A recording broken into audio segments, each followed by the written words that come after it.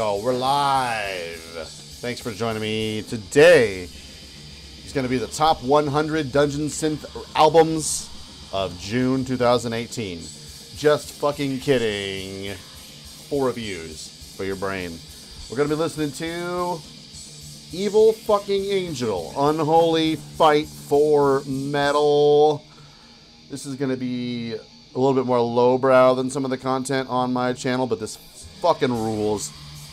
Imagine Revenge if you could hear the riffs, and there were riffs, and it wasn't unrelenting blasting all the time. Or like Incriminated, or Ride for Revenge, or Bestial Mockery. Totally awesome. This came out on Crush Until Madness Productions. I believe these guys are from Finland, but Crush Until Madness appears to be a subsidiary of Hell's Headbangers, so this is totally in that camp. And bands that I find worth a shit on Hell's Headbangers are kind of few and far between, but this is excellent stuff, as you will hear. Also, Kill is an awesome band that sounds kind of like this band. And it's just fun to have some awesome, thrashy, stupid, old school kind of black metal every once in a while. Alright, so these are kind of recent acquisitions, but I want to talk about them a little bit. First off, I got these from a band. So I've been kind of going back and forth about how I should deal with bands who want to send me their demo material. I don't want anybody to waste their time sending me stuff if I'm not going to like it. And I'm so picky, and I spend a lot of time curating my collection to be exactly what I want it to be, and I don't want anything that I wouldn't be a fan of. So I thought about trying to be picky, but it's kind of hard to just, to reject someone wanting to give you free stuff. So, and also I don't want to be a channel that says, send me your stuff, and no matter what, I'll review your stuff. And because I don't want to sit here and dog on your album if it sucks. Anyways, that's a long discussion. There's a lot of back and forth on that. I got a message on Instagram the other day from a band called Hordak from Spain. And my first thought was, Hordak from, like, He-Man? Hordak is a meanie, Hordak is a meanie, Hordak is a meanie, Hordak, meanie, Hordak is a meanie. Turns out, yes. So, I went ahead and said, yeah, go ahead and send me your stuff. Because I looked at the albums, and, man, the album artwork looks fucking killer. These guys are legit. So, I am very, very pleased that Hordak sent me 2 of their most recent records. And I'm also very surprised that they are really fucking good. First of all, the artwork on these is done by Chris Verwimp. Awesome artist that does stuff for Absu and, all that. So there's tons of great artwork on here. So we have 2000 and, am I fucking this up, 11's Under the Sign of the Wilderness.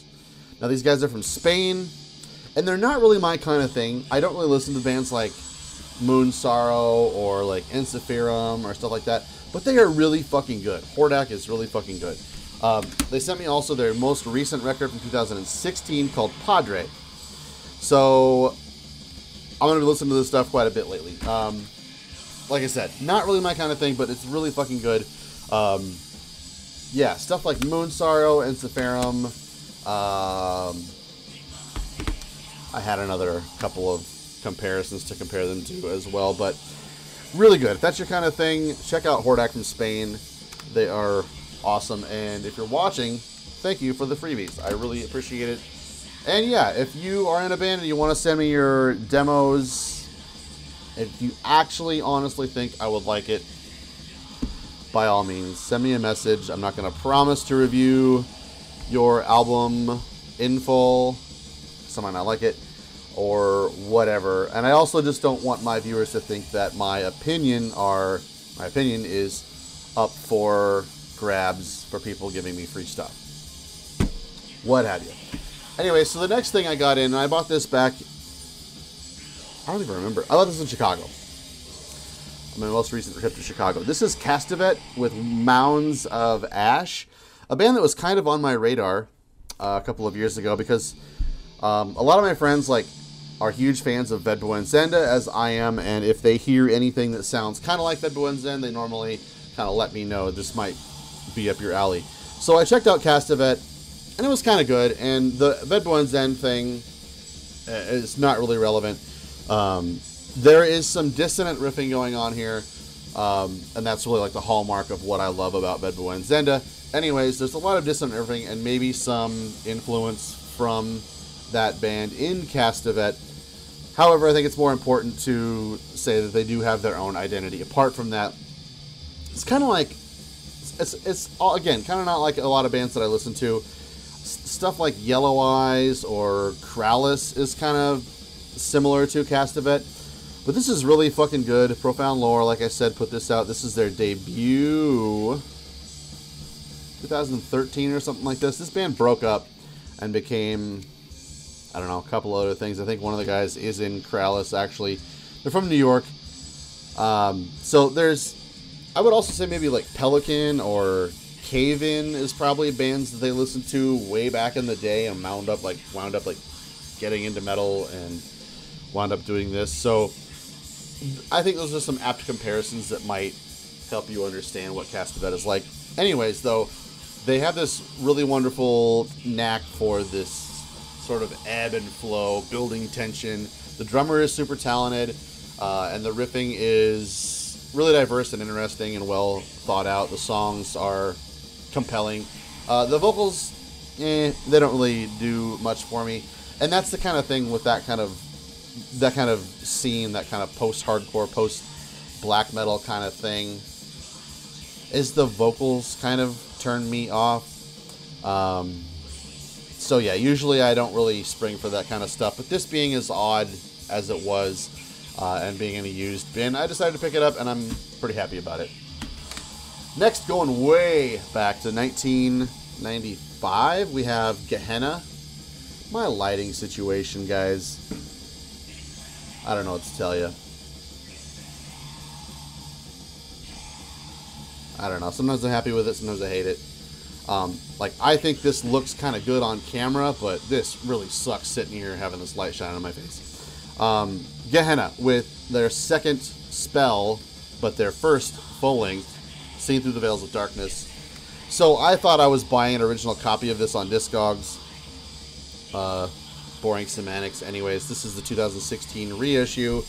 The guy, turns out he listed it incorrectly on Discogs, so I kind of let him know, and he refunded some of my money. Happy about it. Now I'm not going to pay too much for an original copy of it. But I've always meant to get this record because it is one of the early ones that I never got around to picking up a copy of. It's pretty good for a debut.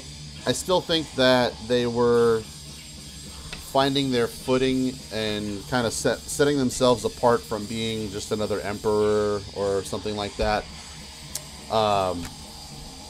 Their third album, Malice, well, actually their second album, now that I'm kind of rethinking things, Malice, is pretty great, and I've always had a copy of that, and I love it.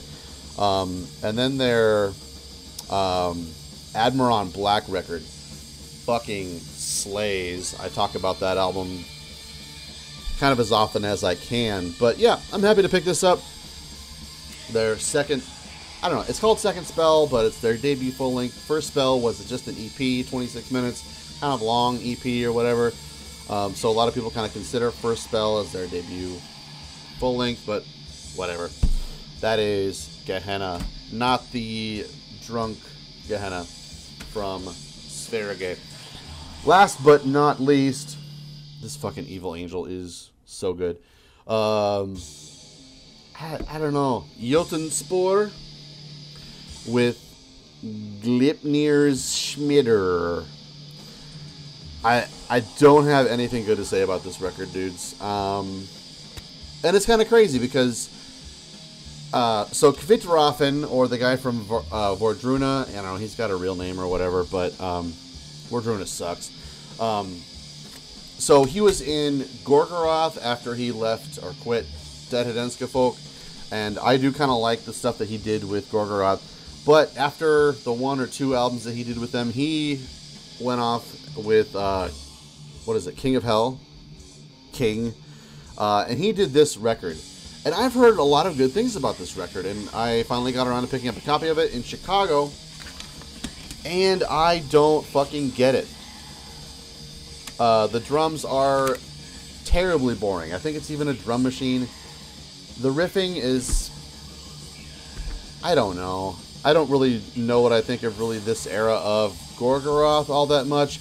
I have a lot of mixed opinions about Gorgoroth anyways. But this thing just... It's incoherent. It seems like riffs that weren't used for something else that shouldn't have been used for anything. It just is incoherent. And really the weirdest thing about it is the first track kind of sets the mood. It gets you an idea for what the record's going to be like. And it's like, I don't know, 7 or 8 minutes long or something. And then track 2 is something like 13 minutes of just like spooky noises and boring ambient kind of shit going on. And so it took me like 3 tries to put this fucking record on before I even actually listened to the whole thing. And it just never delivers really anything of any value. So, yeah, I'm going to stop talking shit about that, I guess. Jotunspor with Gleipnir Schmider. Candlelight Records put this out on 2006. Don't get it. Sorry to end that on such a bad note, but, you know, these can't all be great. But anyways, thanks for joining me, and if you haven't subscribed, please consider doing so. See you next time.